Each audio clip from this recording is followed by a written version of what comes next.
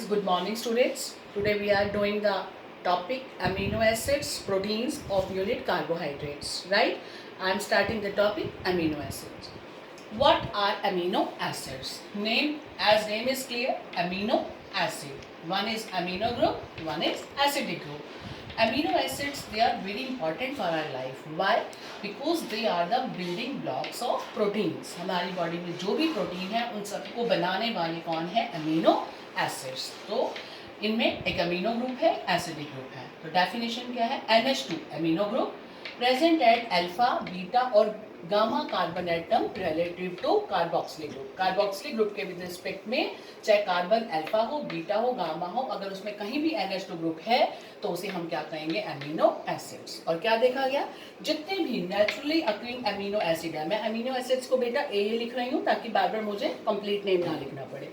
All naturally occurring amino acids, they are alpha amino acids. Means वो nature में क्या है? अल्फा. मैक्सिमम क्या है? अल्फा. राइट. अब इसका जनरल फॉर्मूला देखिए. क्या है जनरल फॉर्मूला? सबसे पहले देखिए, सेंटर में हमने लगाया कार्बन.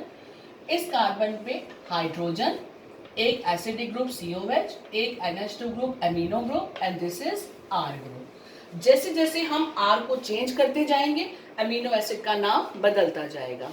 राइट. ये है आपका अमीनो एसिड का स्ट्रक्चर. एक है COH ग्रुप, एक NH2 ग्रुप, एक H ग्रुप और एक R ग्रुप. आपकी मर्जी है, किसी ग्रुप को भी कहीं लगा सकते हैं. ये वाला कार्बन जो कार्बोक्सिलिक ग्रुप के साथ पड़ा है, यानी इस कार्बोक्सिलिक ग्रुप के साथ जो कार्बन है वो नेचर में क्या कहलाएगा? Alpha carbon. क्यों कहलाएगा? क्योंकि कार्बोक्सिलिक ग्रुप क्या है? Principal functional group. 11th में हमने नोमेनक्लेचर में पढ़ा है. जो प्रिंसिपल फंक्शनल ग्रुप के साथ वाला कार्बन होता है उसे हम क्या बोलते हैं? Alpha carbon.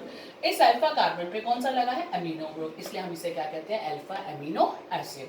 अब मैं R की वैल्यू डिफरेंट करती जाऊंगी तो अमीनो एसिड्स में क्या बनते जाएंगे? डिफरेंट. ध्यान से देखिए. पहला, अगर मैं R को H डालती हूँ, R को क्या पुट किया? H. बाकी वही का वही है, CH NH2 COL. If R is H तो इस अमीनो एसिड का नाम होगा ग्लाइसिन. और इसे बोलते हैं हम एब्रिविएशन में GLY लिखते हैं या सिंपल G लिखते हैं. राइट. मैंने इस कार्बन पे एरो डाल के एक वर्ड लिखा है, this carbon is optically inactive. आपने 11th में पढ़े हैं ऑप्टिकली एक्टिव और इनएक्टिव. ध्यान से देखिए क्या होता है. जिस कार्बन पे चारों ग्रुप डिफरेंट होते हैं, उस जिस कार्बन पे कार्बन की वैलेंसी कितनी होती है? 4. तो 4 ही ग्रुप अटैच हो सकती हैं. अगर चारों ग्रुप डिफरेंट होते हैं तो उसे हम बोलते हैं ऑप्टिकली एक्टिव. अगर उनमें से कोई भी ग्रुप रिपीट हो रहा होता है तो वो कार्बन क्या कहलाता है? Optically inactive. राइट. तो ये कार्बन क्या हुआ? क्योंकि इसमें दो बार, एक H तो ऑलरेडी था, R को मैंने H डाल दिया, नाम हो गया ग्लाइसिन अमीनो एसिड. तो ग्लाइसिन ही अमीनो एसिड ऐसी है जो ऑप्टिकली इनएक्टिव है, क्योंकि इसमें दोनों ग्रुप रिपीट हो रहे हैं. और अगर मैं R को मिथाइल डाल दूं, ये तीन तो है ही है, ये मिथाइल डाला, इसका नाम हो गया अमीनो एसिड का एलानिन. इसको ALA/A कहते हैं. ये कार्बन अल्फा ही है क्योंकि COH के साथ है और इस पे अमीनो ग्रुप लगा है, इसलिए ये क्या हो गया? Alpha amino acid. लेकिन ये कार्बन नेचर में क्या है? Optically active. क्यों है? क्योंकि इस कार्बन पे चारों ग्रुप डिफरेंट हैं. क्लियर हो गया? ऑप्टिकली इनएक्टिव और एक्टिव. पहला क्वेश्चन आपका बोर्ड में इस टाइप का आता है, which amino acid is optically inactive, name that amino acid. हमने कौन सा नाम देना है? ग्लाइसिन. क्योंकि बाकी मैक्सिमम सारे क्या हैं? Optically active. Now classification of amino acid.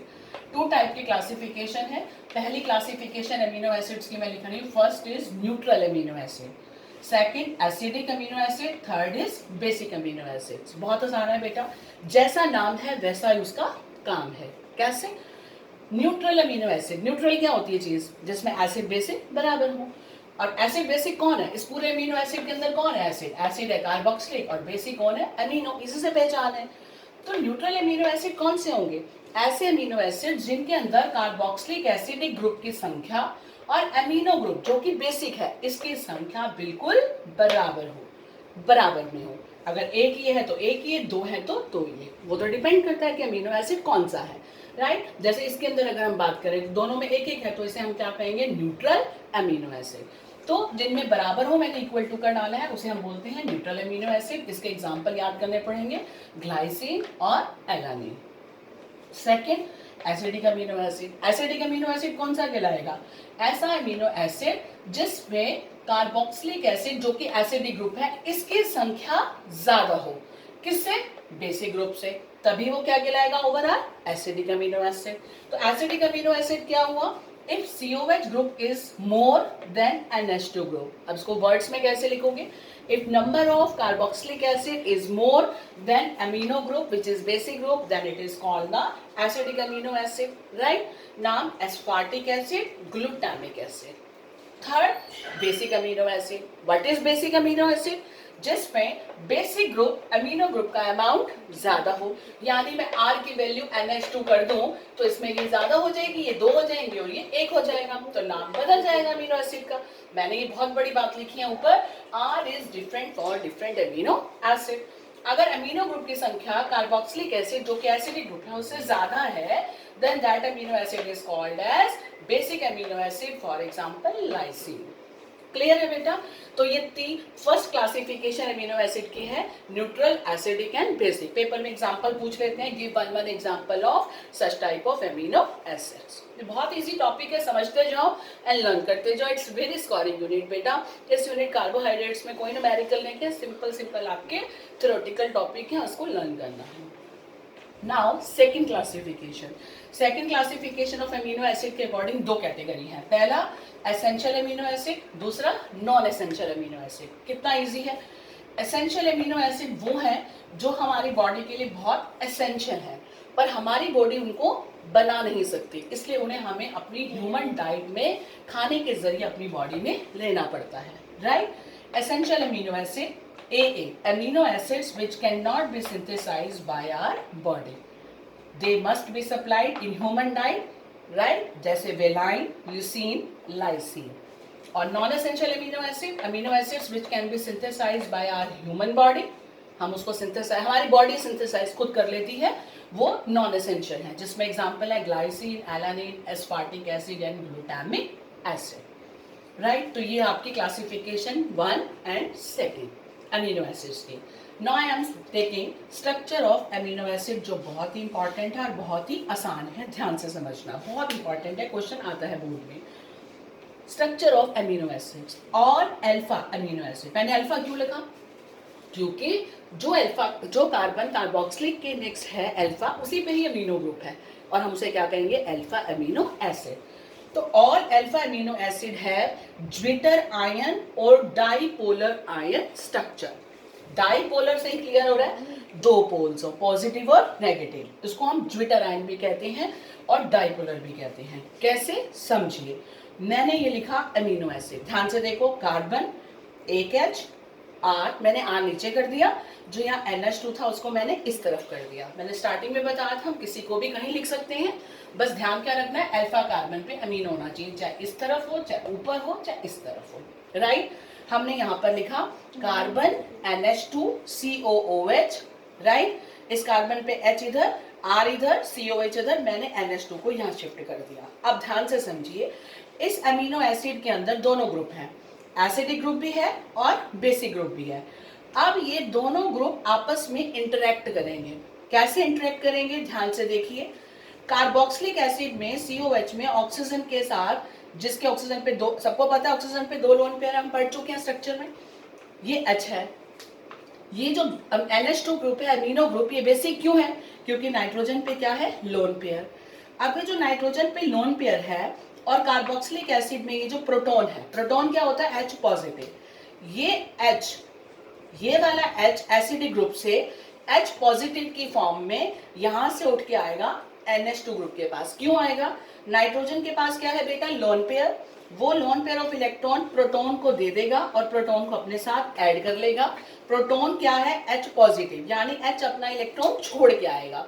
H अपना इलेक्ट्रॉन लेके नहीं आएगा। आपको पता सिखाया मैंने 11th में, बॉन्ड का मतलब 2 इलेक्ट्रॉन, एक इसका और एक इसका, तो H अपना इलेक्ट्रॉन छोड़ के आएगा, H पॉजिटिव की फॉर्म में आएगा। जब H पॉजिटिव की फॉर्म में आएगा तो N अपना इलेक्ट्रॉन पेयर उसको दे देगा, ये क्या बन जाएगा? NH3 positive. N पे पॉजिटिव चार्ज क्यों आया? क्योंकि N ने अपना इलेक्ट्रॉन पेयर प्रोटॉन को ऐड करने के लिए दे दिया, तो इसलिए कौन सा चार्ज आ जाएगा? पॉजिटिव। अब जब ये चला गया तो ये वाला बॉन्ड छोड़ के गया, इस बॉन्ड के इलेक्ट्रॉन कहाँ चले जाएंगे? ऑक्सीजन पे, ऑक्सीजन पे ऑलरेडी 2 लोन पेयर थे, एक तीसरा और आ गया तो टोटल हो गया 3 लोन पेयर। क्योंकि लोन पेयर एक्स्ट्रा आ गया तो इस पर चार्ज कौन सा आ गया, नेगेटिव, तो ये बन गया कार्बोक्सिलेट आयन और ये बन गया अमोनियम केटायन। यानी ये दोनों ग्रुप आपस में इंटरेक्ट करें, कैसे, कार्बोक्सिलिक का प्रोटॉन आया एमीन के पास, एमिनो ग्रुप में नाइट्रोजन के लोन पेयर को लेकर ऐड हो गया, ये NH3 पॉजिटिव बन गया, ये CO नेगेटिव बन गया। क्योंकि अब इस स्ट्रक्चर में दोनों चार्ज हैं। कौन से दोनों चार्ज हैं? तो क्या बताया मैंने आपको, ये इसका H यहाँ गया NH3 पॉजिटिव, ये बन गया कार्बोक्सिलेट आयन यहाँ, और ये NH3 पॉजिटिव। इसका मतलब कार्बोक्सिलिक H प्रोटॉन शिफ्ट हुआ है इसके पास, ठीक है, और ये बॉन्ड के इलेक्ट्रॉन शिफ्ट हुए हैं ऑक्सीजन के पास, इसलिए इस पे नेगेटिव चार्ज, इस पे पॉजिटिव चार्ज। क्योंकि इसी स्ट्रक्चर में दोनों हैं पॉजिटिव और नेगेटिव, इसलिए इसको हम इंटरनल साल्ट स्ट्रक्चर भी कहते हैं, डाइपोलर आयन भी बोलते हैं और ज्विटर आयन भी बोलते हैं। ठीक है बेटा, तो स्ट्रक्चर अमीनो एसिड का क्या हुआ, अमीनो एसिड के ओरिजिनल फॉर्म लिखी, उसमें ही इसी के एसिडिक और बेसिक ग्रुप को आपस में मैंने लिखा है, it has both acidic group and basic group, they both interact with each other and they will form the internal salt like structure. Salt क्यों कहा, आप सबने पढ़ा हुआ है, बट ये सॉल्ट NaCl सॉल्ट हम खाते हैं, Na पॉजिटिव Cl नेगेटिव, तो सॉल्ट में दोनों ही आयन है, पॉजिटिव भी नेगेटिव भी, तभी तो न्यूट्रल है वो। तो ऐसे इसके अंदर भी क्या है, जब दोनों ग्रुप इंटरेक्ट करेंगे तो एक इंटरनल सॉल्ट लाइक स्ट्रक्चर बन जाएगा, जिसमें पॉजिटिव नेगेटिव आयन होंगे, जिन्हें कहेंगे डाइपोलर आयन और ज्विटर आयन। क्लियर है बेटा? अब हम शुरू करेंगे, जब हमने स्ट्रक्चर पढ़ा है ज्विटर आयन, अब हम देखेंगे इस ज्विटर आयन पे पीएच का क्या इफेक्ट है, यानी पीएच का इफेक्ट क्या है, एसिड अगर ग्रुप ऐड हो तो क्या होगा, बेसिक ग्रुप हो तो क्या होगा। ये स्टूडेंट्स, अभी हमने ज्विटर आयन पढ़ा है, अब मैं इसका क्वेश्चन बताती हूँ कैसे आता है। What is the effect of pH on zwitter ion, right. देखिए पीएच का क्या इफेक्ट है ज्विटर आयन पे, पीएच का इफेक्ट मतलब pH less than 7 acidic, more than 7 basic. तो हम पहला करेंगे एसिडिक मीडियम। अगर मीडियम एसिडिक है, in acidic medium AA amino acid exist as cation and it will migrate towards cathode when electric field is applied. Cation कैसे exist करेगा, मैं आपको बना के दिखा रही हूँ। ये ज्विटर आयन है, NH3 पॉजिटिव और ये CO नेगेटिव, ये ज्विटर आयन है। जैसे इसमें मैंने H आयन डाला एसिडिक मीडियम बनाने के लिए, तो ये H आयन कौन ले लेगा, CO नेगेटिव, क्या बन जाएगा COH, तो खाली कौन सा चार्ज रह जाएगा, positive, so it will exist in the form of cation. Clear? Similarly, basic medium. In basic medium, amino acid exists as anion and it will migrate towards anode when electric field is applied. कैसे करके देखते हैं। Again मैंने zwitter ion लिखा, मैंने basic medium provide किया OH negative. जैसे ही मैं OH नेगेटिव अप्लाई करूंगी तो ये किसको ले लेगा, H पॉजिटिव को। यहाँ से ये H पॉजिटिव ले लेगा, जैसे इसने H पॉजिटिव लिया ये न्यूट्रल होके वाटर निकल जाएगा, ये वापस अपनी कौन सी फॉर्म में आ जाएगा, NH2, जिसमें N पे लॉन पेयर भी पड़े हैं, जो भी H चला गया H पॉजिटिव ले गया ये, तो क्लियर हो गया। तो ये बन गया आपका, इसमें कौन सा चार्ज रह गया, नेगेटिव, तो किस फॉर्म में रहेगा, एनायन की फॉर्म में। तो अगर पेपर में क्वेश्चन आता है what is the effect of pH on zwitter ion, तो आपको दोनों देना, acidic and basic medium. Now what is, ये डेफिनेशन आती है 2-3। आइसोइलेक्ट्रिक पॉइंट किसे कहते हैं, वो pH at that pH at which there is no net migration of amino acid when electric field is applied. Now peptides क्या होती है, all compounds formed by condensation of 2 or more alpha amino acid। जितने भी आपके alpha amino acid है, 2 है 2, 3 है 3, जितने भी जुड़ना चाहे वो कंडेंसेशन यानी जुड़ेंगे, और कंडेंसेशन होगा किस किस के बीच में, एक अमीनो एसिड का अमीनो ग्रुप और दूसरे अमीनो एसिड का कार्बोक्सिल ग्रुप, और साथ में क्या निकलेगा, कंडेंसेशन में क्या निकलता है, लॉस ऑफ मॉलिक्यूल। याद है हमने पॉलीमर चैप्टर में पढ़ा था, कंडेंसेशन पॉलीमर में एडिशन में खाली एडिशन होते थे, कंडेंसेशन में अमोनिया HCl वाटर कुछ ना कुछ लूज होता था। सेम कंसेप्ट यहाँ पर है, इसमें कंडेंसेशन में किसका लूज हो रहा है, वाटर का। तो व्हाट इज पेप्टाइड, पेप्टाइड क्या है, ये वो कंपाउंड है which are formed by condensation of 2 और more alpha amino acid and condensation takes place between amino group of 1 amino acid and COH group of other with loss of water. ये देखो मैंने बनाया है, ये मैंने लिया एक अमीनो एसिड CH मैंने इकट्ठा लिख दिया, आपकी मर्जी है, ऊपर लिखो R NH2 COH, फिर लिखा मैंने CH COH NH2, मैंने यहाँ R1 लिख दिया, आपकी मर्जी है, आप RH लेते हो तो ग्लाइसिन, ये भी ग्लाइसिन, दोनों ग्लाइसिन ग्लाइसिन हो जाए, स्ट्रेन भी ले सकते हो, एक ग्लाइसिन ले लिया, एक मैंने RCH3 डाल दिया तो एलानिन ले लिया, आपकी मर्जी है, तो मैंने जनरल डाल दिया, एक R एक R1। क्लियर? अब क्या किया, 2 अमीनो एसिड लिख दिए, अल्फा अमीनो एसिड, इंट्रैक्शन किसके बीच में हो रही है, NH2 group of 1 and CHO group of other. इसको ऐसे लिखा, इसको ऐसे लिखा, ऑटोमेटिकली दोनों आमने सामने आ गए। COH में से कार्बोक्सिलिक एसिड क्या देगा, OH आयन, और NH2 किसको देगा, H आयन को। OH और H निकल के क्या बन जाएंगे, वाटर। ये क्या बच जाएगा, CO। अब ये CO किसके साथ जुड़ जाएगा, NH के साथ। मैंने जोड़ दिया CO और ये इसका NH। क्लियर। जब ये CO, आपको ये पता है ना OH और HN कैसे निकलते हैं, ये अपना इलेक्ट्रॉन लेके जाएगा, ये अपना इलेक्ट्रॉन ले जाएगा, इसका इलेक्ट्रॉन क्या बना देंगे, बॉन्ड बना देंगे।